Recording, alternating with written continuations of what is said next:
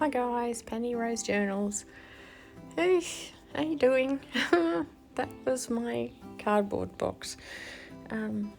Yeah, all the covers of paperback books and bits of cardboard and business cards and clothing tags and any other cardboard that comes through my room ends up in there. Except for, of course, cardboard boxes. Cardboard boxes go elsewhere in a cupboard. So, I don't even know what these things are. I think maybe they had socks on them or something. I don't know. Stockings, maybe. I really have no idea. Yeah, so I thought it was time to sort of pare it down just a little bit. I don't want to work with the small stuff today, nor do I really want to work with, anything bigger than a sort of, not even up to an A4 size. So, something in the middle there. So I just grabbed a pile out of that box and threw it on my desk and started to go through it. And what I came up with was pieces of card that are about that size. The size of that sort of dog treat box side. And these are all covers of paperback books. I don't collect paperback books as a general rule because I prefer to use hardback books. Then I can recycle the covers as well into another book. Whereas with the paperbacks, all I get really is some thin card and a big pile more book pages, which is the last thing in the world that I need. So they all get dumped in this box. So anyway, I'm going to pick those out. I've decided that is about the size that I want to work with. Still not even sure what I want to do, but I just want to use up some of this card. So anyway, I will sort through this and we'll see where we go from there.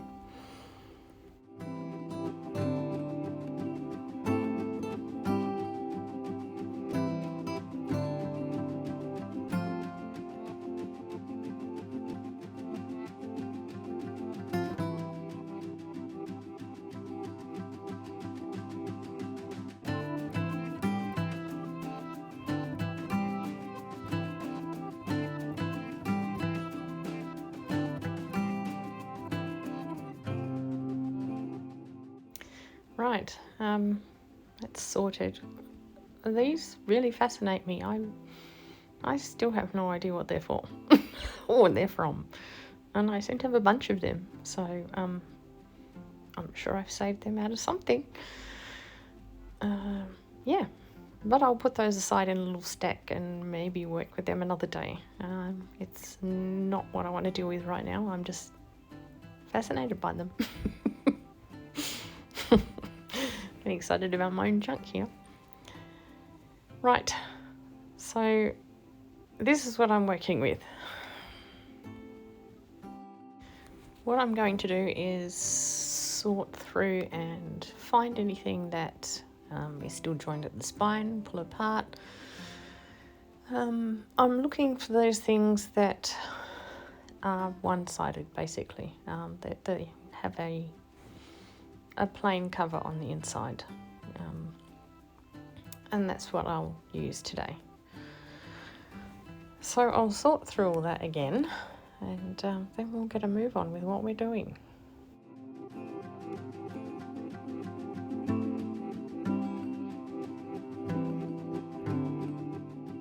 Okay, all done.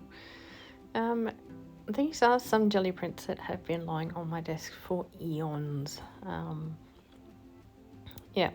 I'm just going to use them up. I'm sick of looking at them. I'm sick of pouring through them every time I look for random pages in my folders. So, yep, they're going. So my original thought here was there are a lot of jelly prints here. I can't possibly use all of these. I will pick out the ones that have a blue component of some kind and we will use those. So yeah, that's what I'm doing. I'm just going to tear up the ones that have some blue in them, and then I'm going to start collaging them on these cards. And because I want them to all be similar, I'm going to collage a bit on each card as I go, and then start from the beginning again. So it's not going to be a quick process. I will fast forward or speed up most of this, and I will cut out quite a bit because I think there's like 2 hours of this, and then my phone went flat and stopped recording, and I think I probably collaged on for another 4 hours. And nobody wants to watch 6 hours of collaging. I don't care how much you think you like me collaging. Nobody wants to watch it for 6 hours. Yeah, I did it for a few hours that night, and then I came back to it the next day and did it for most of the afternoon. So yeah, it was quite a long process. There was quite a few more book covers here than I imagined, and I went through all of the jelly prints you see there and more. So I was really surprised. So anyway, they're all gone now. It's fabulous. So anyhow, let's watch some collaging.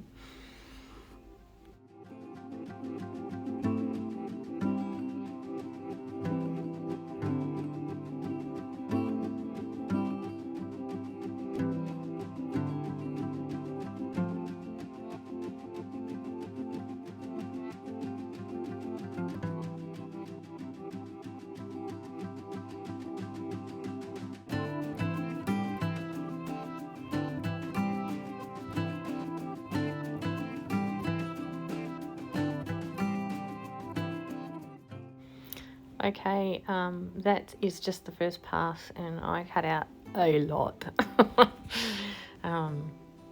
Yes, because I'm collaging one piece at a time on so many pieces, it's not particularly interesting to watch, I don't think. So I will cut out quite a lot of this, and just get on to where it starts sort of, each of them start coming together a bit more.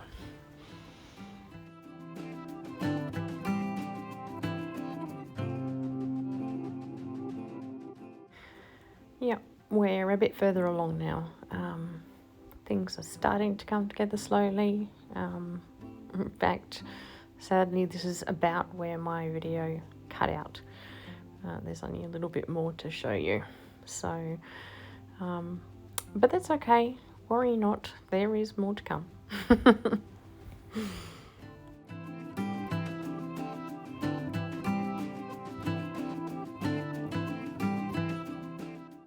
Here's basically what they looked like when they were done.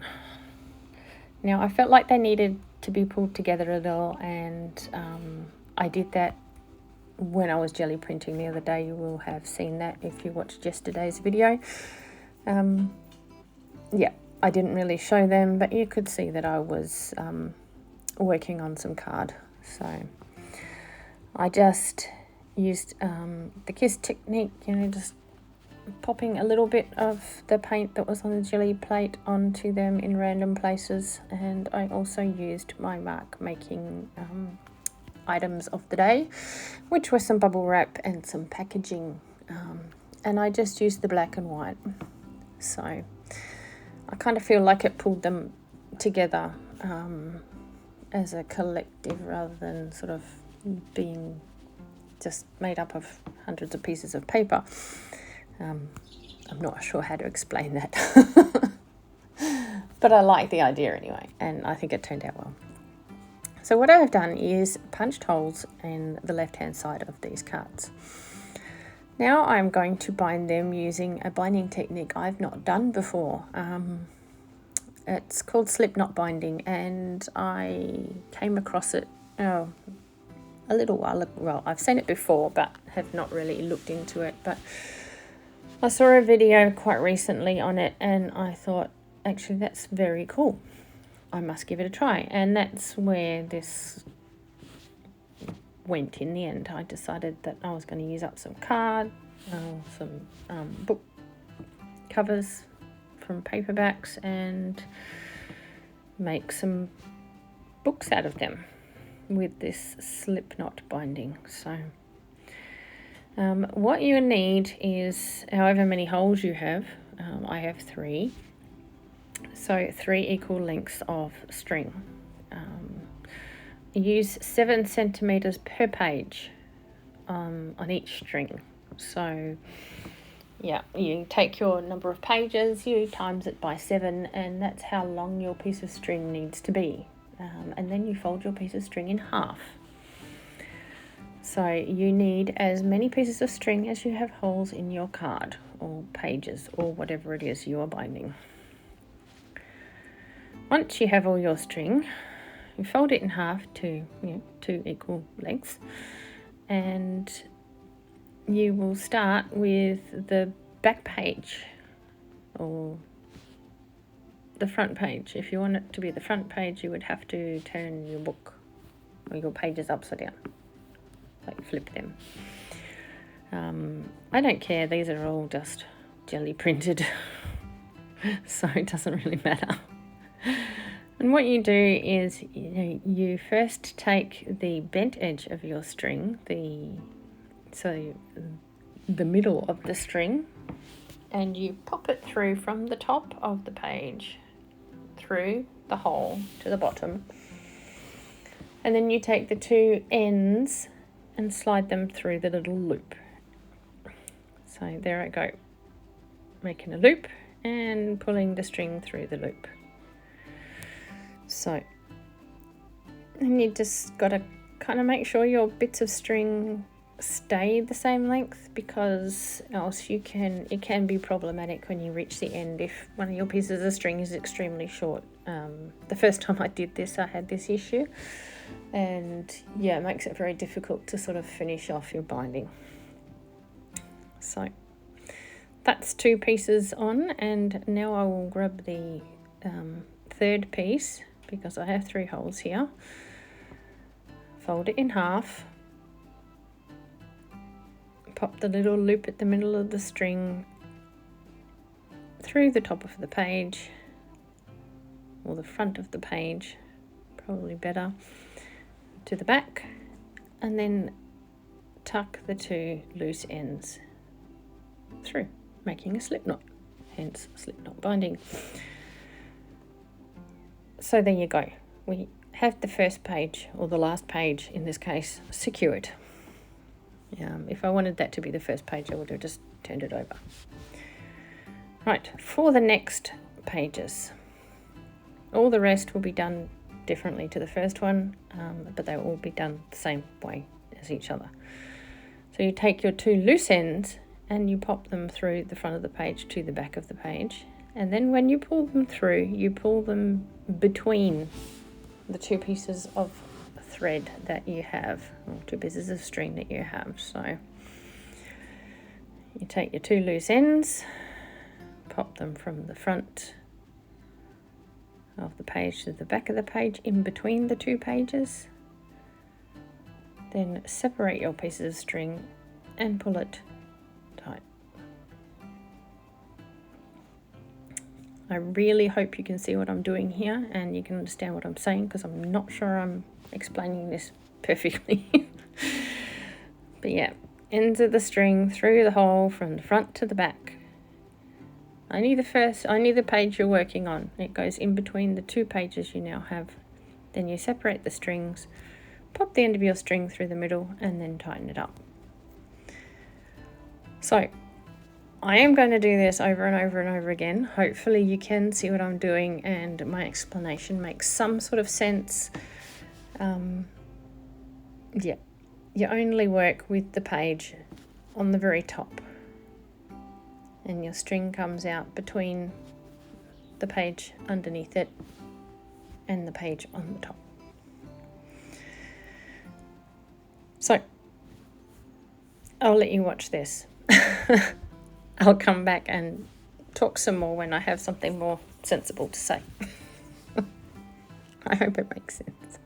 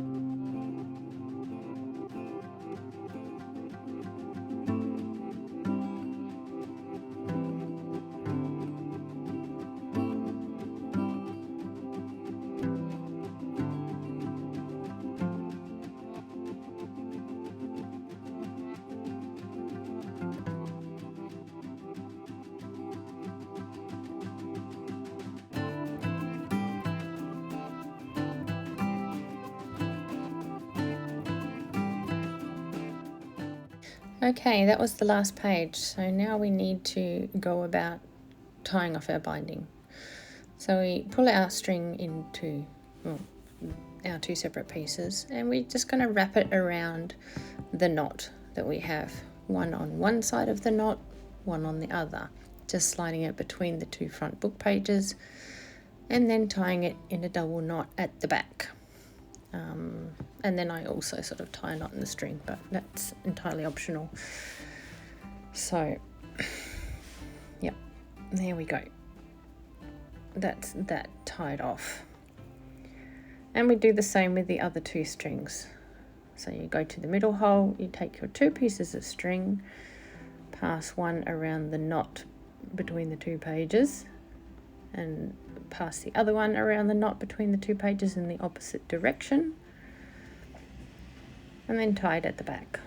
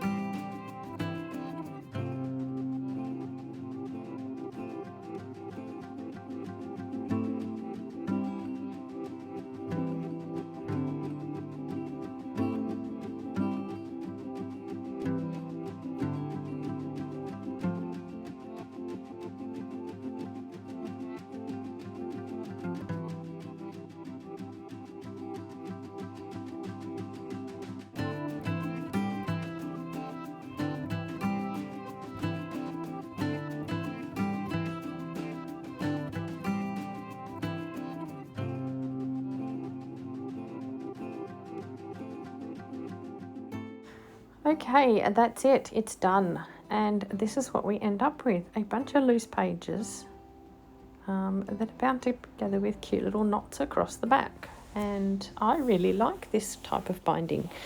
I will definitely do it again. It's a fantastic way to bind loose pages. And when you go to flip them open, they flip open beautifully and lay nice and flat. So I think that this would make a great little art journal, because, well, particularly in this case, I have got jelly prints on one side, but I have a blank page on the back, so I can do what I wish with it. So, yeah, anyway, I hope that made sense to you all. I hope you enjoyed it. I really like this slip knot binding. It worked really well. It's easy, and I think you should give it a go. So thanks a lot for coming along, guys. It's been lovely crafting with you, and I'll just flip my way through the rest of this book and see you again next time. Bye.